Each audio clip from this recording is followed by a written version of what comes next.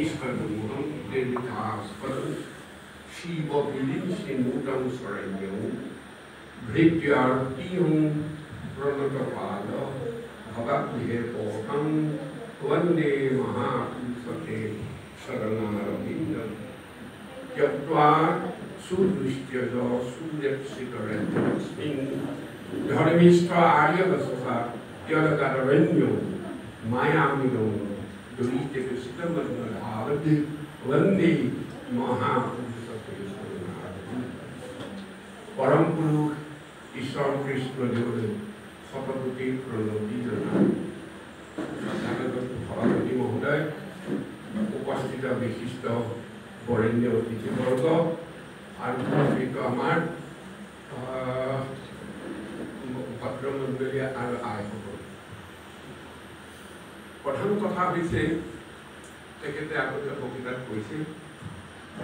je amar moi bor bishekje apnar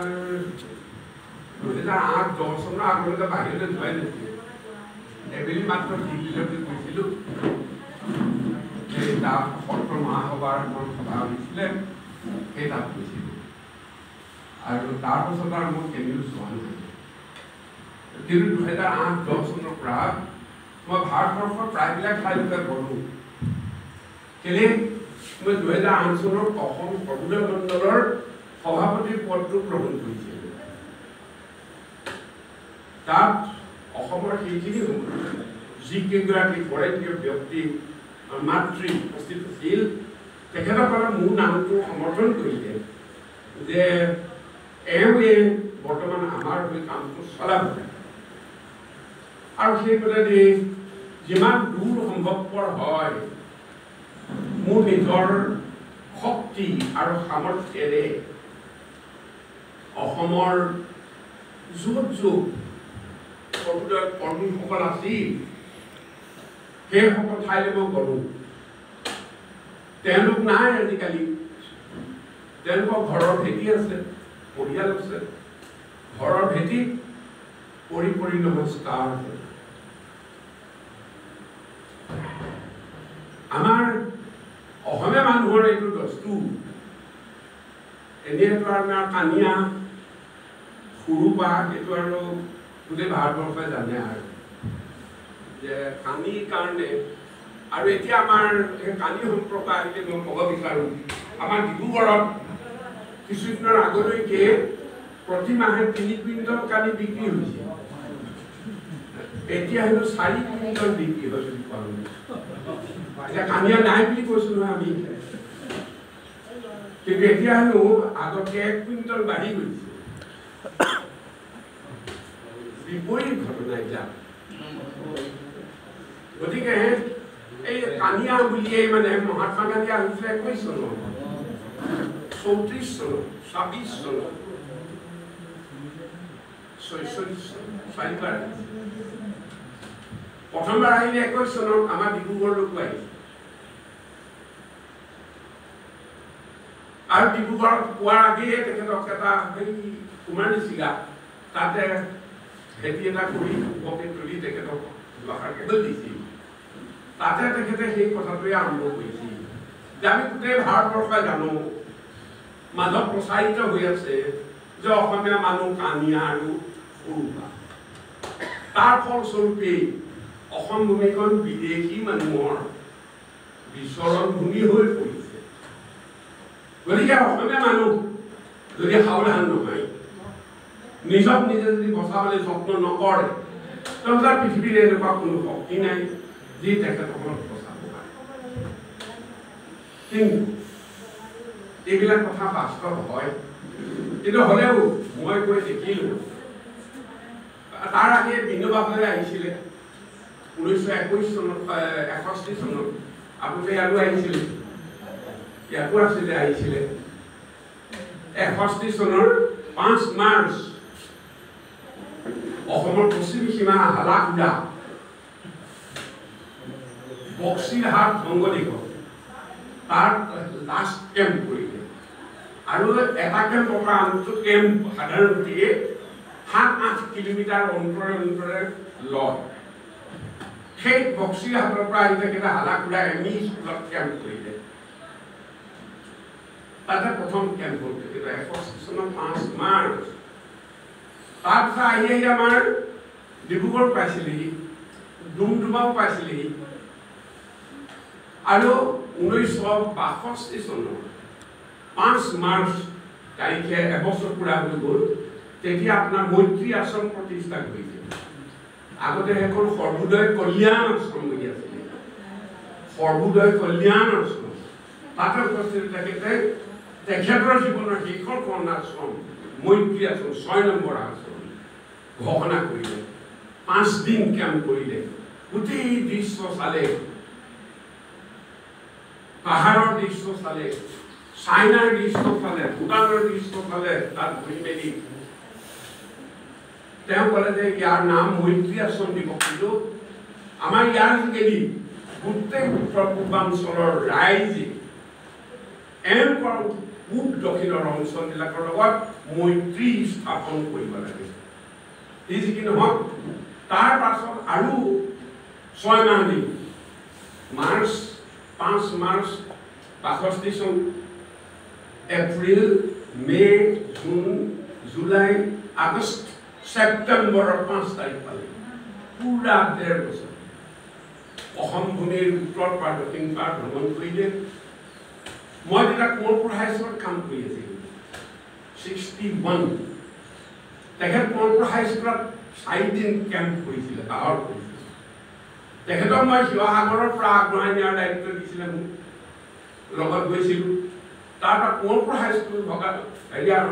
বাহৰৰ পিছত Shantipur হাইস্কুললৈ 8 kilometre তেখেতৰ মোক মই আগবঢ়াবলৈ গৈছিলোঁ আৰু এই সাহিত্য ভাষণ মই শুনিছিলোঁ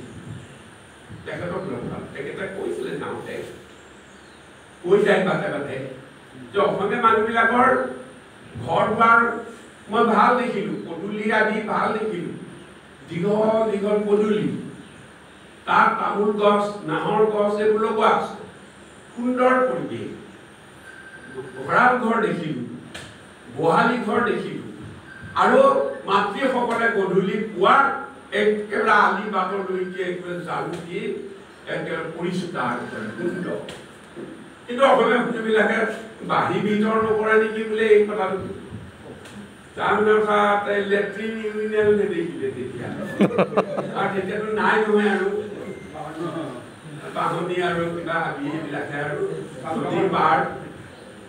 গতিকে বোলে অসমীয়া মানুহবিলাকে বাঢ়ি ভিতৰ নকৰে নেকি প্ৰস্ৰাৱটো নকৰে নেকি এইটোহে তেখেতে মানে ফোন ধৰিছিলে বাকী কোনো ফোন ধৰা নাই খুব ভালকে কথাবিলাক কৈছে অসমৰ অনেক প্ৰশংসা কৰিছিলে অসমীয়া মানুহৰ সাজপাৰ অসমীয়া মানুহৰ পিন্ধন উৰণ অসমীয়া মানুহৰ বিশেষকৈ মাতৃসকলৰ যি ৰূপ শাৰীৰিক সৌন্দৰ্য কথা কোৱা নাই এই যে বেশ ঘোষাৰে গৈকি যিটো ৰূপ এনেকুৱা ৰূপৰ পৃথিৱীৰ ভাৰতবৰ্ষত কোনো নাই পৃথিৱীৰ কোনো ঠাইত ইমান সুন্দৰ 3 বস্ত্ৰৰে সৈতে উৰণি লৈ আপোনালোকে জানে শকুন্তলা চৌধাৰী ইয়ালৈ আহিছিলে তেখেতৰ 100 বছৰ কালিলে আজি 23 24 25 তাৰিখে 100 বছৰ পুৰা ইয়ালৈ আহিছিলে আৰু তেখেতে উৰণি লৈ থকা দেখিছিলে আপোনালোকে অমল প্ৰভা দাস আহিছিলে অমল প্ৰভা দাসে উৰণি লৈ থকা দেখিছিলে ডিব্ৰুগড় গভৰ্ণমেণ্ট গাৰ্লছ হাইস্কুলৰ প্ৰিন্সিপাল হৈছিলে নৰ্মদা চৌধুৰী তেখেতৰ বিয়া হৈছিলে কৈছে কিন্তু হ'লেও মই তেখেতৰ তাত ফটোত দেখিলোঁ যে সেই তেওঁলোকে পঢ়িবলৈ যাওঁতে বিহাৰত আৰু বংগদেশত উৰণি লৈ আছে উৰণি লৈ থাকিলে তেনেকুৱা ডাঙৰ আবুৰ হয় সেইখিনি হিন্দু মুছলমান এইবিলাক কিবা কাজিয়াটো ভাল খেতি হৈছিল গতিকে মাতৃসকলে যে উৰণি লৈ যাব নহয় তেতিয়া কোনেও মুখত দেখিবলৈও নাপায় কিবা হয় এনেকুৱা চোকা বুলিকে সুবিধা নাপায় এই যিটো অসমীয়া মানুহৰ উৰণিখনেৰে সৈতে যিটো ৰূপ 3 বস্ত্ৰৰে সৈতে এইটো পৃথিৱীৰ মই 8 চন 10 চনৰ কথা কৈছিলোঁ যেতিয়া মই গ'লো তেতিয়া দেখিলোঁ ভাৰতবৰ্ষৰ সঁচাকৈ আমাৰ অসমৰ মানুহ সৌন্দৰ্যশালী ইমান অসমীয়া মানুহবিলাক আমি সৰুভূতীয়া হ'ব পাৰোঁ বাঁহ তলে গছ তলে হাবি বননি মাজে মাজে থকা আমি সৰুতে এমুঠিমান মানুহ হ'ব পাৰোঁ মূৰত কোনো ডাঙৰ ডাঙৰ পাচলি চাকৰি লগা কম ডাঙৰ হৈ নেদেখোঁ আমি কিন্তু অসমীয়া মানুহৰ যি গৌৰৱ অসমীয়া মানুহৰ যিটো হৃদয়ৰ মহত্ব সেইটো ভাৰতবৰ্ষত বহুত কম নাই বুলি মই কেলে ক'ম বাৰু সেইটো প্ৰসংগতে মই আহিলোঁ আপোনালোকৰ তৰুণ চন্দ্ৰ বৰুৱা কেনেকুৱা মানুহ মই ভাবিব নোৱাৰোঁ মহাত্মা গান্ধীৰ কথা যেতিয়া পঢ়োঁ ভাবিব নোৱাৰোঁ যে এইটো মানুহ নে কি মানুহৰ কি এনেকুৱা ধৰণৰ ব্যৱহাৰ এনেকুৱা ধৰণৰ সাহস এনেকুৱা ধৰণৰ মতলব হ'ব পাৰে নেকি বিনোবাভাৱে আহিলে বিনোবাভাৱে দেখিলোঁ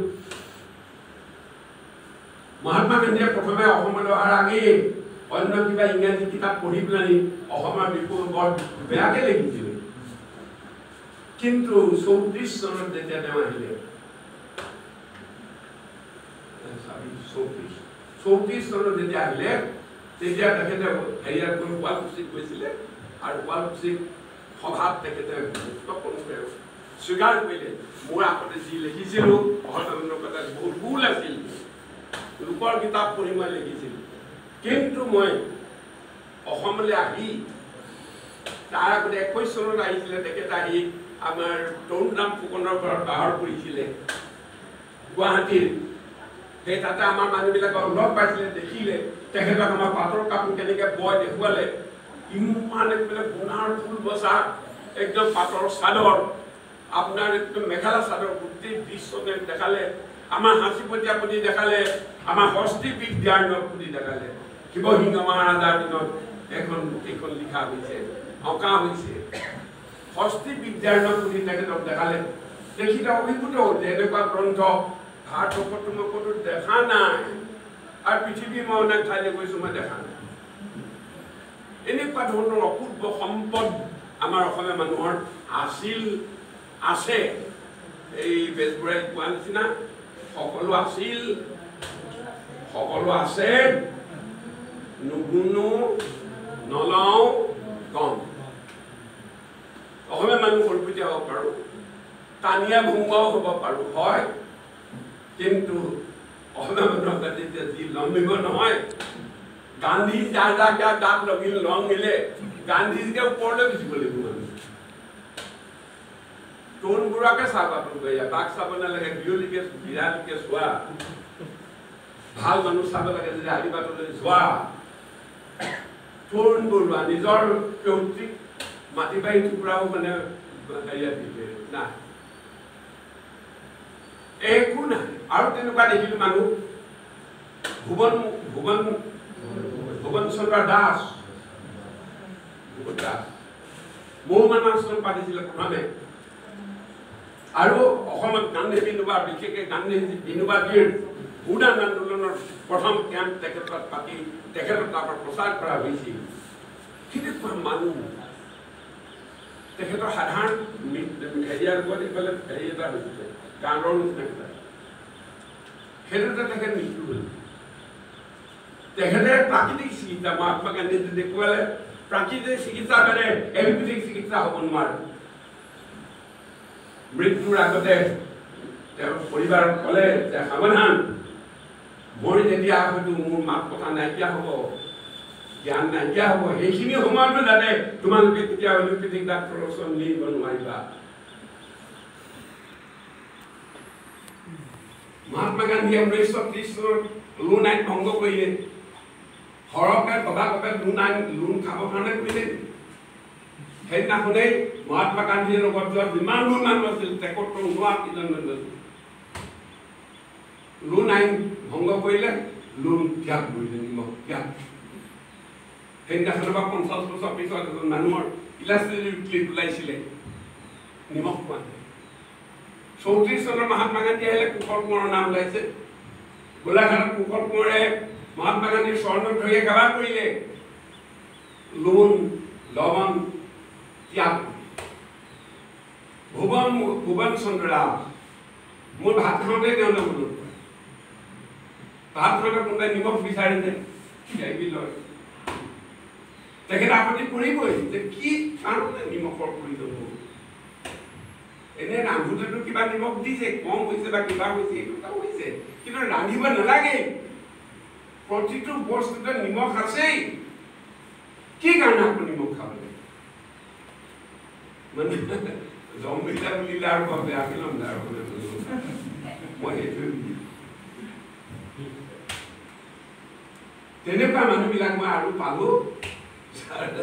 যাৰ গাত গান্ধী লম্বিলে যাৰ গাত বিনোবা লম্বিলে কুশল কোঁৱৰটোৱেতো বিশেষ সেইবোৰ যিটো অপৰাধত তেওঁক ধৰিছে ফাঁচি দিছে সেইবোৰ অপৰাধত তেওঁ ভাগি নহয় কোনোমতে ভাগি নহয় মৃত্যুৰ ফাঁচিৰ আগদিনাখন গোপীনাথ বৰদলৈ আদি কৰি সকলে তেখেতক দেখা কৰিবলৈ গ'ল দেখা কৰোঁতে তেখেতে বোলে তেখেতক দুআষাৰ বান্ধি আমি সান্তনা দিম এইবুলি কৈছিলে কিন্তু পুৰণাই এওঁলোককে সান্তনা দিম তোমালোক আপোনালোক অনেকক এৰেষ্ট কৰিছে বা ধৰিছে বা আপোনালোকে কাম কৰিছে ভাৰত মাতাৰ মুক্তিৰ কাৰণে কিন্তু মোৰ মহাভাগ্য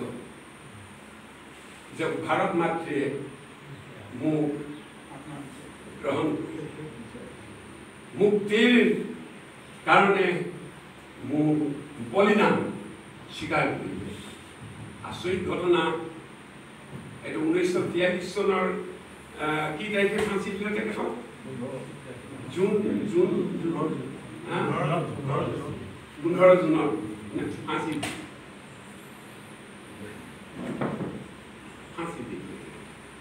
কিন্তু ফাঁচি কাঠত ওলমি ভাৰতবৰ্ষৰ স্বাধীনতা আন্দোলনৰ একেবাৰে শেষত যিগৰাকী মানুহে প্ৰাণাহুতি দিলে সেইগৰাকী হ'ল কুশল 43 চনত বোধ হয় মই ডাঠিয়ে কৈ আছো এতিয়ালৈকে ভুল বুলি গৰিহণা খালেও খাম যে ভাৰতবৰ্ষত কুশল কোঁৱৰেই শেষৰ ব্যক্তি যিজনক ফাঁচি কাঠত তুলি প্ৰাণদণ্ড দিয়া হৈছে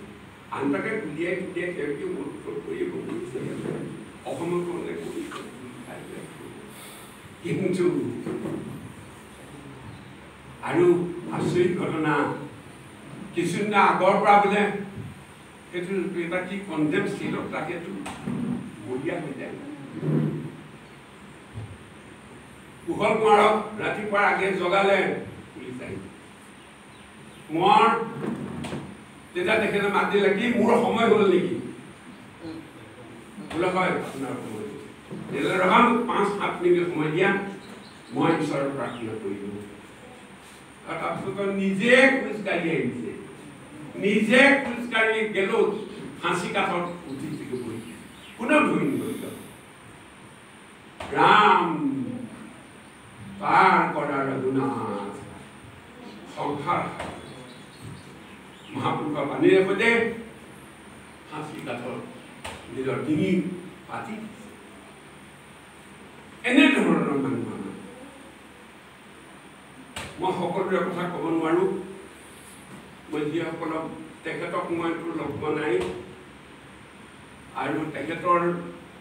পুতেকক লগ পাইছোঁ ডাঙৰ পুতেকক সৰু পুতেককো লগ পোৱা নাই তেওঁ এই দোকানত শ্বিলঙত বিমলা পাছৰ চলীয়া ডাঙৰীয়াই দি তেখেতক এটা চাকৰি দিছিলে মেট্ৰিক পাছ কৰা আছিল তেওঁৰ পৰিবাৰ আছে যমুনা কোঁৱৰ শিলঘাটৰ মানুহ তেখেতক মই আমাৰ ডিব্ৰুগড়ৰ কুশল কোঁৱৰ মূৰ্তিৰ ওচৰলৈ জন্মদিবসত আনিছোঁ তেখেতৰ ডাঙৰ পুতেক তেখেতৰ ডাঙৰ বোৱাৰীয়েক নাতিসকলক মই তালৈ আনিছোঁ লগ পাইছোঁ ডাঙৰ বোৱাৰীয়েকো আছে এতিয়া ল'ৰাবিলাক আছে মই ফোনেৰে কথা কৈ থাকোঁ কি যি কি নহওক এতিয়া আমাৰ অসমীয়া মানুহৰ হয়তো অন্য মানুহৰো আছে আমাৰে আছেনে দুৰ্বলতা বা কিবাকিবি কাৰণে কিবাকিবি থাকিব পাৰে স্বাভাৱিক কিন্তু সেইবোৰ নগণ্য তাৰ ওপৰত আমি জিলিকি আছোঁ তাৰ ওপৰত আমি জিলিকি থাকিম তাৰ ওপৰত আমাৰ সদায় মূৰ্তি আমাৰ চেহেৰা আমাৰ ৰূপ প্ৰদীপ হাতকে মই সেই সৰ্বদয় মণ্ডলৰ সভাপতি হোৱাৰ পাছতে আপোনালোকৰ এই ঠাইলৈ আহিলোঁ তাৰ আগতেও মই সভাপতি হোৱাৰ আগতে এবাৰ আহিছিলোঁ ইয়াত এই আচলতে কিবা এটা পাতিছিলে মই বক্তৃতা আহিছিল মই আহিলোঁ আহি তাৰপৰা সুধিলোঁ তোৰ মোৰা কথা তেখেতসকলক সুধিলোঁ কিবা লিখা পঢ়া আছে নে বোলে আছে বুলি ক'লে তেখেতে ভনীয়েক ভাইয়েক য'ত আছে তালৈ লৈ গ'ল আৰু বহী দুখন দিলে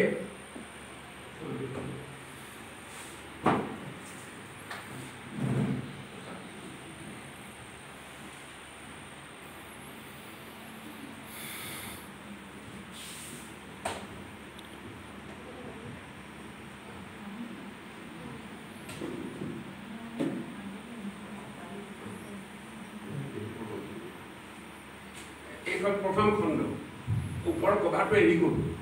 পকা বন্ধা আছিলে এইখন দিলে এইটো ৰাখি থৈছোঁ আৰু তাৰপিছত এইটো দ্বিতীয় খণ্ড তেখেতৰ এইটো তাৰমানে মই এটা পঢ়ি চালোঁ অলপমান ভগৱান কি জগতৰ ইনফৰ্মেশ্যন নাই ইয়াত এই সৰু কিতাপখনত 445 জন পৃথিৱীৰ মানুহৰ নাম উল্লেখ আছে মোক ফোনত দিয়া 445 জন মানুহৰ নাম উল্লেখ আৰু আমাৰ বকতা অঞ্চলৰ আগৰ মানুহ কি আছিলে কোন আছিলে আৰু বাকী নাই আৰু কিজনে আৰু জগতৰ যিমানবিলাক বিশিষ্ট সাহিত্যিক চিত্ৰকৰ সাইণ্টিষ্ট এই গোটেইসোপা মানুহক আনি আমাৰ এই কিতাপ দুখনৰ মাজত ভৰাই থৈছে ছাৰ আহিছে নেকি এতিয়া দেৰি অলপমানহে হৈছে নেকি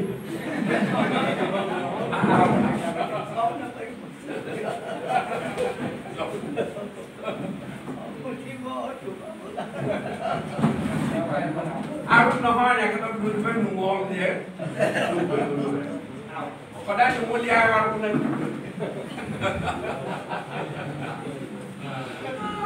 খালি বুঢ়া মাৰ বুলিয়ে ভয় লাগে ৰজা ঘৰৰ মানুহ কাপোৰ কাপোৰ খাই খাই বুলি বৰ ভয় লাগে বুঢ়া মানে বৰ হিচি কি নহয় এতিয়া ধুনচন্দ্ৰ বৰুৱাই এই সৰু কিতাপখন আছে হয়তো অন্যান্য গান্ধীজী আত্মজীৱনী আছে আৰু আছে তেখেতসকলৰ ওপৰ মানুহ গোটেই জগতৰ ওপৰ তেখেতসকলৰ তাত হয়তো বহুত তেনেকুৱা বিশিষ্ট ব্যক্তি উল্লেখ থাকিব পাৰে কিন্তু আমাৰ এই বকতা অঞ্চলৰ এই ভিতৰুৱা এটা অঞ্চল ইয়াৰ এজন মানুহ ওলালে যিজন মানুহে গোটেই ভাৰতবৰ্ষক ভ্ৰমণ কৰিছে সৰ্বসেৱা সংঘৰ কমেও তেখেতে 12-13খন অধিৱেশনত ভাৰতবৰ্ষৰ বিভিন্ন স্থানত প্ৰতিনিধিত্ব কৰিছে সৰ্বসেৱা সংঘৰ বিষয়ে তেখেততকৈ জনা মানুহ গোটেই ভাৰতবৰ্ষত লিখি থৈ যোৱা মানুহ কমেই অসম সৰ্বোদয় মণ্ডলৰ বিষয়ে তেখেতে একেবাৰে গুৰিৰ পৰা কেনেকৈ কি কৰিলে 1926 চনত তেখেতে মহাত্মা গান্ধীক প্ৰথমে লগ পালে 26 চনত কংগ্ৰেছ অধিৱেশনত তাৰপিছত তেখেত 28 চনৰ অধিৱেশনলৈ গৈছিলে 28 চনৰ কলিকতাত তেখেত অধিৱেশন হৈছিল তাতো তেখেত গৈছিলে আৰু এই ধৰণেৰে মহামানৱ মহাত্মা গান্ধীকে ভাৰতৰ সকলো মুক্তিযোদ্ধাক তেখেতে লগ পাইছিল সৰ্বোদয় আন্দোলনৰ সৰ্বসেৱা সংঘৰ সকলো বিশিষ্ট বৰেণ্য পুৰুষ মহিলাক লগ পাইছিল আমাৰ ইয়াৰ পৰা পাইছোঁ আমি ডাঙৰ নদীয়েই নাই ইয়াত কিন্তু এই সৰু এখন ঠাইৰ পৰা গৈ গোটেই ভাৰতবৰ্ষত তেখেতে অসমবাসীক চিনাকি গতিকে আৰু ইয়াত যিখিনি প্ৰবন্ধ দেখিছে কিতাপ দিছে আপোনাৰ ভুৱন চন্দ্ৰ গগৈ তেখেতৰ নামতে দুটা কিতাপ দিছে ভুৱন গগৈ কেনেকুৱা ধৰণৰ মানুহ হয় হেৰিয়া থাকিলে কিমান থাকিলে 40 চনত ঢুকালেই নহয়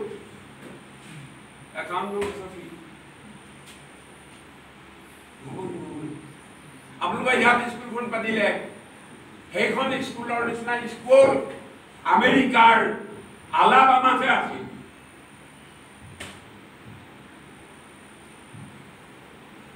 তাস্কেগী বিদ্যা মন্দিৰ আৰু সেই স্কুলখনৰ আৰ্হি বকতাত 1918 চনত ডিচেম্বৰ মাহত তেখেতে আসাম পলিটেকনিক ৰেচিডেন্সিয়েল ইনষ্টিটিউচন প্ৰতিষ্ঠা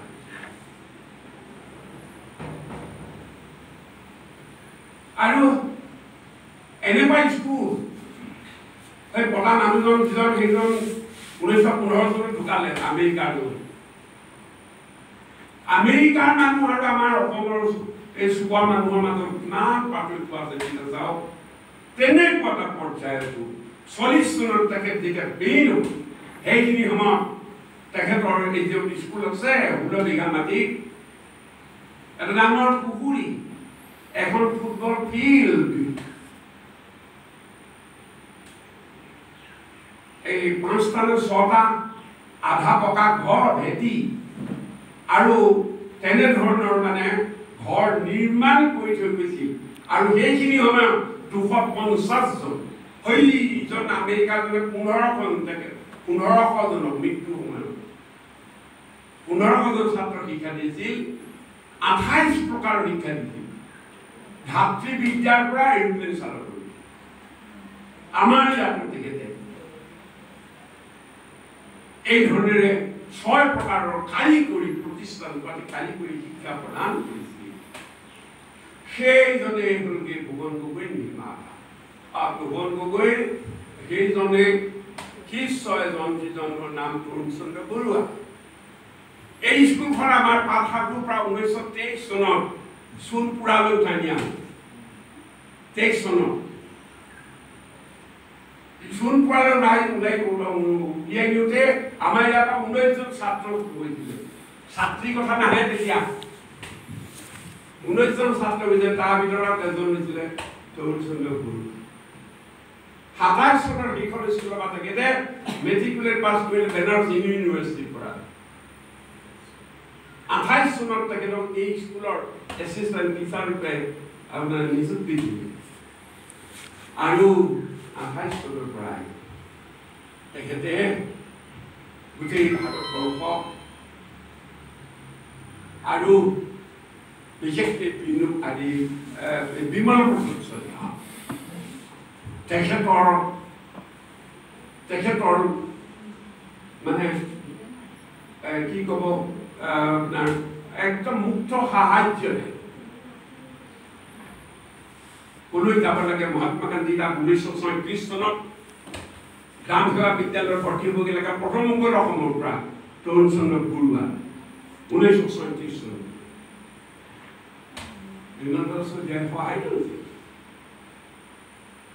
এই ধৰণেৰে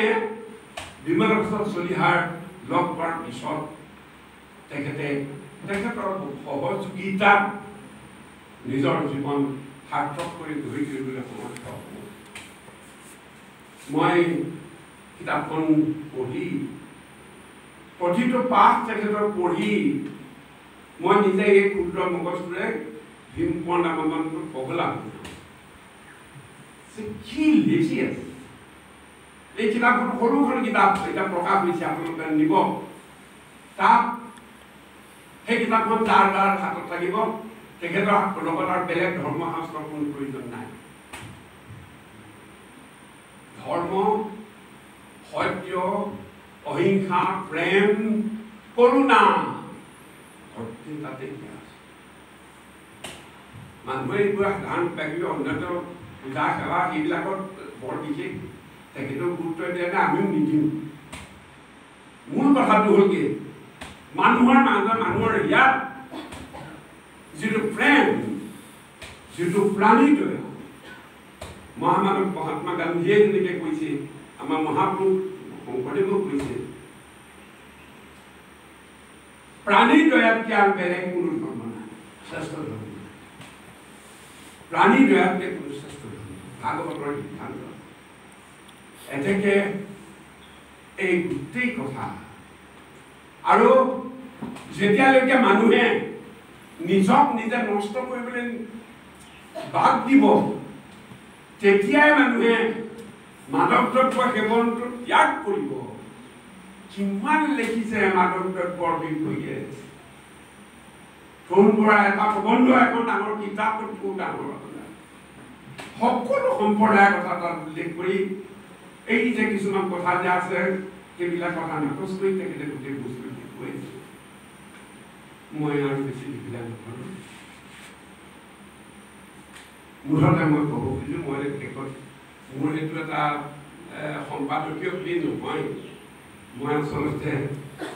কিতাপখনৰ বিষয়টো এটা মোৰ সমীক্ষাত্মক মানে এটা পোকা মই প্ৰস্তুত কৰিছোঁ। আৰু সেইটো কৰিবলৈ যাওঁতে আপোনাসকলৰ কৃপাৰ হৈছে। মই 4 বছৰ মই দিছোঁ। মোৰ সেইখিনি কাম কৰোঁ চকুৰো দিওঁতে লিখিছে আৰু বিশেষকৈ শাৰীৰিক বিকৃতি হৈছে। কিন্তু এই কিতাপখন যেতিয়া মই শিৰত লওঁ, তেতিয়াহ'লে এই শিৰত যেতিয়া লওঁ তেতিয়া মোৰ শক্তি আহি যায়। সকলো বস্তু ইয়াতেই হৈছে। ধন্য ধন্য সৰ্বধন্য তৰুণ বৰুৱা, তৰুণ চন্দ্ৰ বৰুৱা, ধন্য ধন্য সৰ্বধন্য ভকতবাসী ৰায়। নমস্কাৰ।